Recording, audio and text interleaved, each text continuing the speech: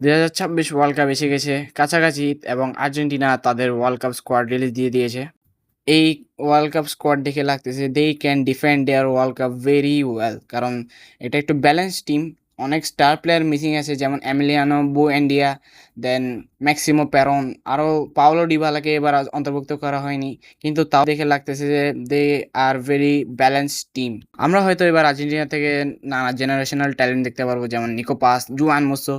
দেন আমাদের রুলি ভাই তো আগে থেকেই অনেক ভালো খেলতো, চান্স পাইতো না এমিলিয়ানো মার্টিনেসের জন্য।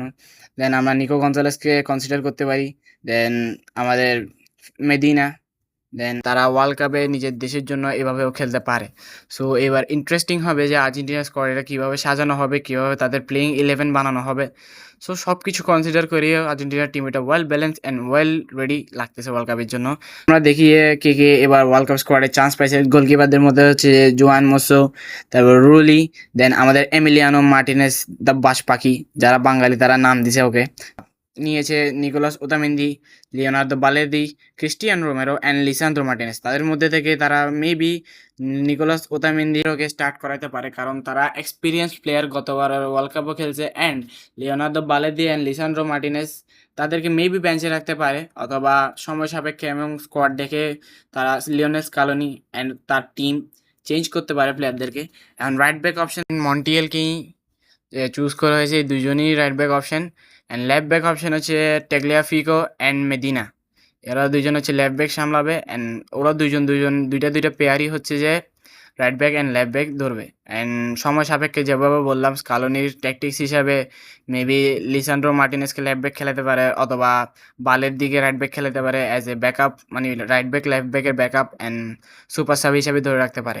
অ্যান্ড নেওয়া হয়েছে এনজো ফার্নান্ডেসকে, ম্যাক অ্যালিস্টারকে, Rodrigo De Paul, Paredes, Palacios, Lo Celso and new added Valentin Barco. আর্জেন্টিনার নেক্সট জেনারেশনাল ধরা যায় ভ্যালেন্টিন বার্কোকে, কারণ ওর এমন ক্রেডিবিলিটি, ওর স্কিল, এগুলো দেখে আমরা যাচাই করতে পারি যে he is one of the good players of Argentina that can survive long lasting in Europe, America, wherever he can play.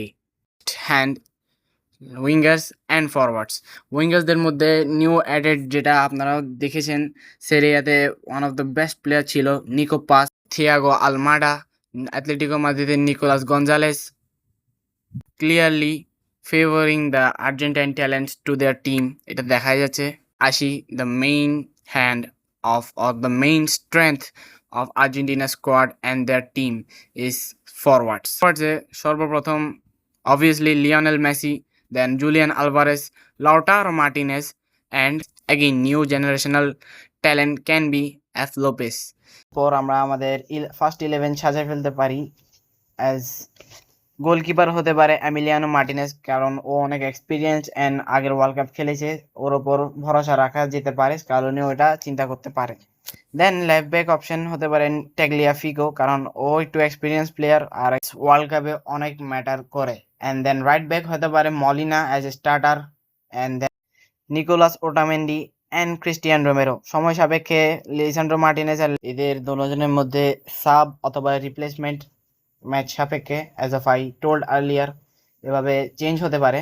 Then midfield 4-3-3 ফরমেশনে যদি সাজাই, তাহলে এনজো ফার্নান্ডেসকে সেন্টার অ্যাটাকিং মিডফিল্ডার দিতে পারে, অ্যান্ড প্যারাডেস, রড্রিগো ডি পল অথবা ভ্যালেন্টিন বার্কোর মধ্যে একজনকে নামাতে পারে, কারণ রড্রিগো ডি পল ফুল 90 মিনিটস খেলতে পারে না এখন। তাই এর মধ্যে দিয়ে ভ্যালেন্টিন বার্কো অথবা অথবা জিওভানি লো সেলসো যে কোনো একজন স্টার্ট করতে পারার সম্ভাবনা বেশি।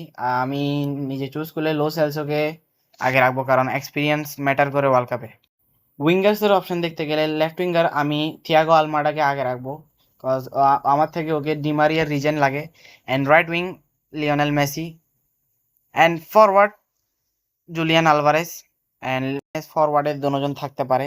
রাইট উইংয়ে লিওনেল মেসি সাব হতে পারেন নিকো পাস, অ্যান্ড লেফট উইংয়ে যদি ধরা যায় নিকোলাস গঞ্জালেসকে আই শুড ট্রাই করবে না তারা। গুলিয়ানো সিমিওনে আছে, সিমিওনে মেসি সাইডে খেলে, নিকো পাসও মেসি সাইডে খেলে। তো মেসির সাইডে কে খেলবে এটা এখনও বোঝা যাচ্ছে না, কারণ লিওনেল মেসির ফিটনেস এখনও বরাবর আছে। আর ব্যালন ডিওর উইনার এক গোট থেকে এটাই আশা করা যায়। অ্যান্ড দেন ওর ওয়ার্ল্ড কাপের এক্সপিরিয়েন্স আছে, মেসি অনেকগুলো ওয়ার্ল্ড কাপ খেলেছে 2006 থেকে। তো নিকো পাস অ্যান্ড গুলিয়ানো সিমিওনেকে ফরমেশনে অন্যান্য জায়গায় চান্স দিতে হবে, যেমন নিকো পাসকে সেন্টার অ্যাটাকিং মিডফিল্ডে খেলানো যায়, গুলিয়ানোকেও সেম জায়গায় খেলানো যায়। তো ওদেরকে এইভাবে টাইম দিতে হবে, নাহলে রাইট উইং পজিশনে এক্সট্রা টাইমে গিয়ে তারা সেখানে চান্স পাবে। কারণ মেসি 90 মিনিটসের পরে হয়রান হয়ে গেলে, কারণ ওর বয়স হচ্ছে সেটাও দেখা যায়, তাহলে 90 মিনিটসের পরে যদি কোনো ম্যাচে যায় তখন তারা খেলতে পারবে। সো এভাবে দেখতে গেলে নিকো পাস আর গুলিয়ানো সিমিওনেকে ফরমেশনে পজিশন চেঞ্জ করে করে খেলতে হবে। আরও প্লেয়ার আছে যারা আউট অফ দ্য বেঞ্চ এসে নিজে পারফর্ম করবে অ্যান্ড টিমকে জিতাবে। সো এভাবে তারা তাদের টিম অনেক শক্ত এবং সুন্দর করেছে, আর আশা করা যায় তারা তাদের টাইটেল ডিফেন্ড করতে পারবে, অথবা কোয়ার্টার ফাইনাল অথবা সেমিফাইনাল, অথবা তো তাদের জার্নি থাকবে। সো এটাই ছিল আর্জেন্টিনার world cup squad review. Hope you will like, subscribe and share, follow this channel. Stay tuned, আরও ওয়ার্ল্ড কাপ স্কোয়াডের রিভিউ অ্যান্ড ফরমেশন ভিডিও আসতেছে। So hope you will like it, subscribe it again, share it, and thank you. Stay tuned and stay safe.